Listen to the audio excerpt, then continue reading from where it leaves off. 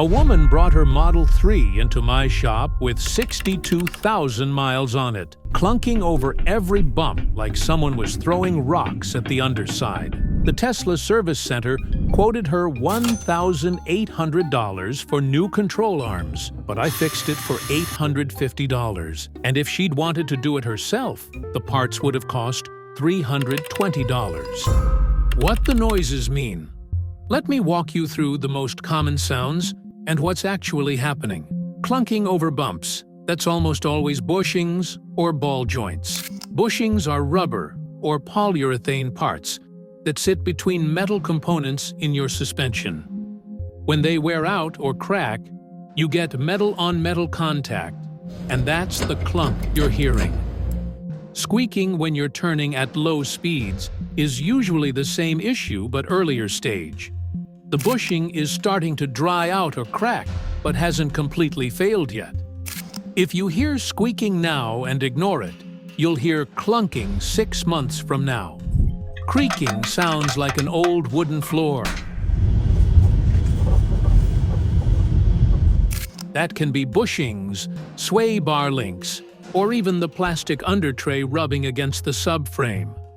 Creaking is the one where I actually have to get under the car to tell you what's going on.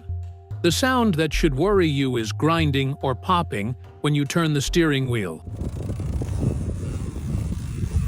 That's usually a CV joint or ball joint on its way out, and those are safety critical. Don't put that repair off. Why Teslas develop these issues faster? Teslas are heavy. A Model 3 long range weighs about 4,050 pounds. A Toyota Camry weighs around 3,300. That's an extra 750 pounds sitting on suspension components. And that weight is concentrated low because of the battery pack. Add instant torque to the equation, truly instant, no lag. And you're putting stress on suspension in a way that didn't exist in conventional cars. Every hard acceleration yanks on those control arm bushings. Every regenerative braking event compresses the front suspension suddenly. Tesla uses polyurethane bushings on the Model 3 and Model Y. Polyurethane lasts longer than rubber in theory, but it's stiffer, which means it doesn't absorb impacts the same way. On rough roads, those bushings take a beating. I see failed bushings on Teslas with 40,000 to 60,000 miles regularly. On a comparable Honda or Toyota, you might not see that until 80,000 or 100,000 miles. The most common culprits. Front-lower control arm bushings are the #1 source of clunking I see. The bushing that connects the control arm to the subframe wears out, cracks, or disintegrates. When that happens, the control arm has play in it, and every bump sends a shock through the chassis. Ball joints, usually on the upper control arms, are next. The weight of the car accelerates wear. When the socket wears out, you get play, and play means noise and eventually dangerous handling. Sway bar end links are the little connectors that attach the sway bar to the suspension. They have rubber bushings on both ends, and those wear out. Worn end links usually just rattle or clunk. But if one fails completely while you're driving, your handling gets unpredictable fast. What it costs. Real numbers, because this is where people make expensive mistakes. Tesla Service Center for both front-lower control arms. $1,600 to $2,000. That includes OEM parts and labor at $175 to $200 per hour. Independent shop that works on Teslas. $850 to $950 for the same job. I use aftermarket control arms that are identical in function, but cost half as much. Labor rate at my shop is $135 an hour. The job takes about 2.5 hours. DIY, $280 to $400 in parts. You'll need a jack stands, basic hand tools, and a torque wrench. First time takes 4 hours, second time takes 2. Ball joint replacement is more involved.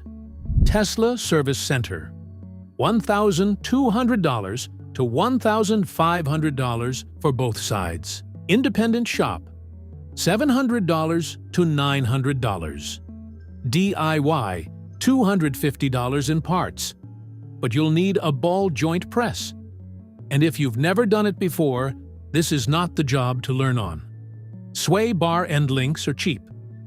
Tesla Service Center, $400 to $600. Independent shop, $200 to $300. DIY, $60 in parts, and an hour of your time.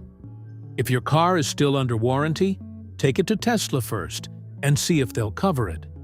If you're out of warranty and not comfortable with tools, find an independent shop. If you've got a weekend and you're willing to learn, doing it yourself saves you a huge amount of money. How to diagnose it yourself. You don't need a lift. Here's what to do before you bring the car in. Park on flat surface, get down on the ground with your phone's flashlight, and look at the front suspension. You're looking for torn rubber, cracks in the bushings, or anything that looks out of place. Most bushing failures are visible if you know where to look. Grab the top and bottom of the front tire and try to rock it back and forth. There should be essentially no movement. If the wheel rocks and you hear a clunk, you've got play somewhere, usually a ball joint or control arm bushing. Grab the tire at 3 and 9 o'clock and do the same thing. If you feel play here, it's more likely a tie rod end or wheel bearing, though wheel bearings usually hum or growl rather than clunk. Get someone to turn the steering wheel back and forth while you watch the suspension components. You're looking for anything that moves when it shouldn't.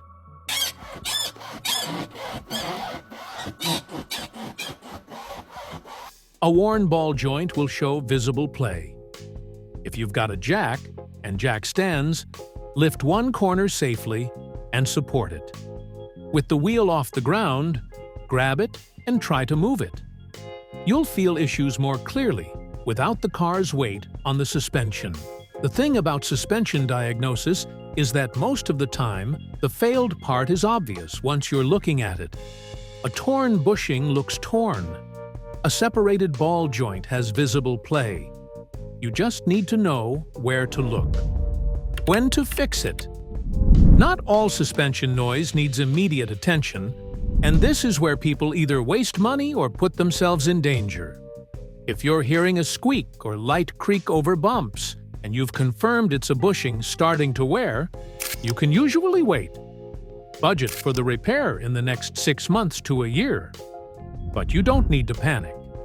If you're hearing clunking, especially if it's getting louder, get it fixed soon. A completely failed bushing means metal hitting metal, and that accelerates wear on other components.